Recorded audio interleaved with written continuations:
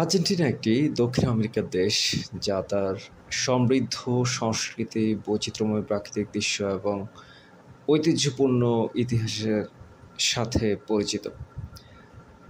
এটি দক্ষিণ আমেরিকার দ্বিতীয় বৃহত্তম দেশ। এর আয়তন প্রায় 2.7 মিলিয়ন বর্গ কিলোমিটার। আজকে আমরা এই দেশটির বিষয়ে কথা বলবো এবং এখানে একজন বাংলাদেশী হিসেবে আমরা কিভাবে যেতে পারি ভিসা আবেদন প্রক্রিয়া সম্পর্কে আমরা বিস্তারিত জানিয়ে দেওয়ার চেষ্টা করব।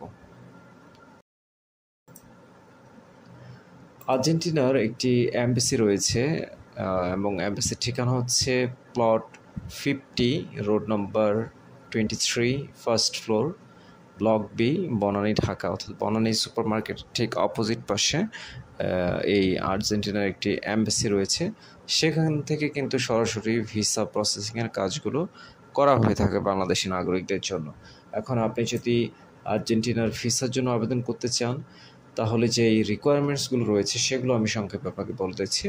আপনার একটি ভ্যালিড পাসপোর্ট থাকবে, অর্থাৎ অ্যাটলিস্ট 6 মাসের মেয়াদ থাকে এবং কমপক্ষে 2টি পেজ ব্ল্যাঙ্ক থাকবে, এরকম আপনার পাসপোর্ট থাকতে হবে।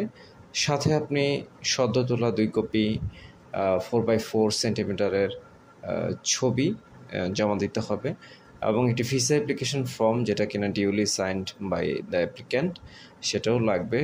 আপনার প্রুফ অফ ইনকাম দেখাতে হবে, যেমন এক্সাম্পল হিসেবে আপনার 3 মাসের পে স্লিপ অথবা আপনার লাস্ট ক্রেডিট কার্ডের স্টেটমেন্ট অথবা আপনার যেই 6 মাসের ব্যাংক স্টেটমেন্ট সেটা আপনি প্রুফ অফ ইনকাম হিসেবে দিতে পারেন।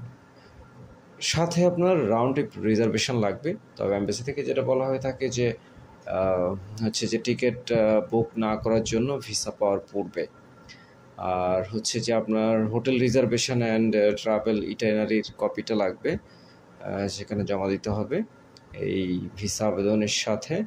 আপনার হচ্ছে যে কনসুলার ফিজ হচ্ছে 150 ইউএসডি, যেটা কিন্তু আপনি লোকাল কারেন্সি অর্থাৎ বিডিটিতে আপনি হচ্ছে যে এমবাসিতে সরাসরি সেখানে পে করবেন। তো কনসুলার থেকে একটা ইন্টারভিউ হবে, ইন্টারভিউর মাধ্যমে আপনার ভিসা যদি ইস্যু করা হয় তাহলে আপনি সেখানে আর্জেন্টিনা যেতে পারবেন।